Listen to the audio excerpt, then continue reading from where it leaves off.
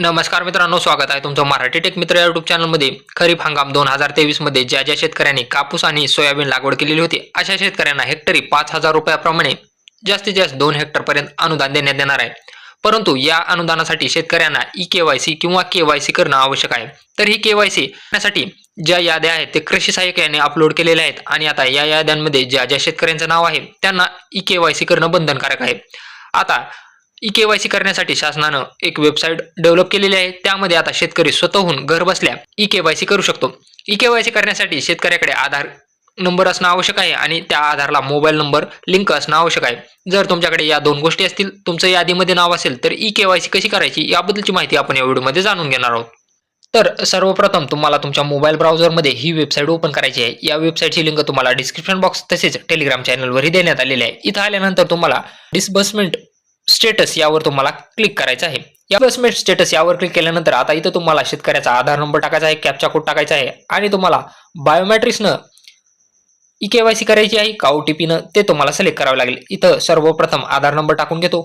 आधार number टाकून झाल्यानंतर हा कॅप्चा कोड तुम्हाला जसा आहे तसा इथं टाकायचा आहे. त्यानंतर इथं तुम्हाला निवडायचं आहे शेतकऱ्यांची ई-केवायसी कशी करायची, OTPनं करायची आहे का बायोमेट्रिक्सनं करायची आहे. जर शेतकऱ्याच्या आधारला मोबाईल लिंक असेल तर तुम्ही OTPनं स्वतः घर बसल्या करू शकता आणि ज्या शेतकऱ्यांच्या आधारला मोबाईल लिंक नाही ते बायोमेट्रिक्सनं करू शकता. जर तुम्ही CSC केंद्र चालक असाल तर तुम्हाला इथं बायोमेट्रिक्स यावर क्लिक करायचं आहे. बायोमेट्रिक्स यावर क्लिक केल्यानंतर तुमच्या समोर तुमच्याकडे कुठली बायोमेट्रिक्स डिव्हाइस आहे ही तुम्हाला या लिस्टमधून सिलेक्ट करावी लागेल. याचे तुम्हाला ड्रायव्हर इन्स्टॉल करावे लागतील. त्यानंतर तुमची इथं डिव्हाइस तुम्हाला दाखवणार आहे. आणि ज्या शेतकऱ्यांच्या आधारला मोबाईल लिंक आहे त्यांनी काय करायचं आहे, त्यांनी इथं OTP यावर क्लिक करायचं आहे. त्यानंतर OTP यावर क्लिक केल्यानंतर गेट आधार OTP यावर तुम्हाला एकदा क्लिक करायचं आहे. OTP यावर क्लिक केल्यानंतर तुम्हाला असा एक पॉपअप दाखवेल. If user exist in database Aadhaar number is updated then your OTP will send to your register mobile number. म्हणजे जर डाटाबेसमध्ये हा आधार नंबर असेल तर तुमच्या रजिस्टर मोबाईल नंबरवर एक तुम्हाला OTP येणार आहे. तर तुम्हाला या पॉपअपला ओके करायचं आहे. या पॉपअप मेसेजला तुम्हाला ओके करायचं आहे. त्यानंतर खाली यायचं आहे. आता शेतकऱ्याच्या रजिस्टर आधार नंबरवर OTP पाठवलेला आहे. तो OTP टाकून तुम्हाला गेट डाटा यावर क्लिक करायचा आहे. हा OTP तुम्हाला 10 मिनिटांमध्ये कधीही येऊ शकतो. आधारच्या वेबसाईटचा प्रॉब्लेम असल्यानंतर हा OTP येण्यास तुम्हाला वेळ लागू शकतो. 10 मिनिटांमधील OTP तुम्ही इथं टाकून गेट डाटा यावर क्लिक करायचा आहे. OTP व्हेरीफाय केल्यानंतर काही शेतकऱ्यांना OTP व्हेरीफाय होत आहे परंतु असा एरर दाखवत आहे. Aadhaar data is not submitted by agricultural officer.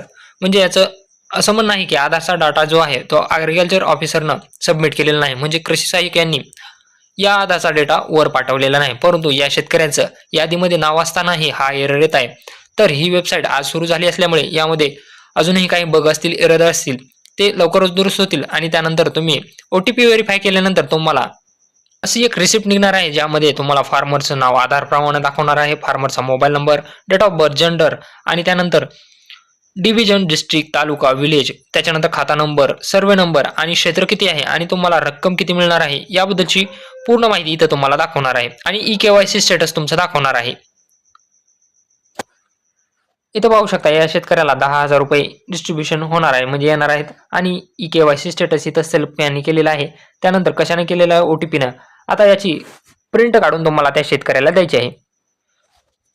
तुम्ही आधारनं किंवा बायोमेट्रिक्सनं ई-केवायसी पूर्ण केल्यानंतर अशी एक रिसिप्ट येणार आहे, ती तुम्हाला त्या शेतकऱ्याला काढून द्यायची आहे. यामध्ये शेतकऱ्याचं नाव, आधार प्रमाण असणारे, मोबाईल नंबर असणारे, डेट ऑफ बर्थ असणारे, जेंडर असणारे आणि ई-पीक पाहणीनुसार त्याची पूर्ण डिटेल्स इथं दाखवणार आहे. अमाऊंट किती डिस्ट्रीब्यूट केली जाणार आहे हाही इथं तुम्हाला दिसणार आहे. 5,000 10,000 रुपये किती अमाऊंट तुम्हाला डिस्ट्रीब्यूट केली जाणार आहे ते इथं दाखवेल. त्यानंतर तुमचं ई-केवायसी स्टेटस इथं दाखवेल. तर अशा प्रकारे तुम्ही घर बसल्या मोबाईलवरून OTPने किंवा बायोमेट्रिक्सने ई-केवायसी करू शकता. आता काही शेतकऱ्यांना आधार OTP व्हेरीफाय केल्यानंतर हा एरर येत आहे, Aadhaar data is not submitted by agriculture officer.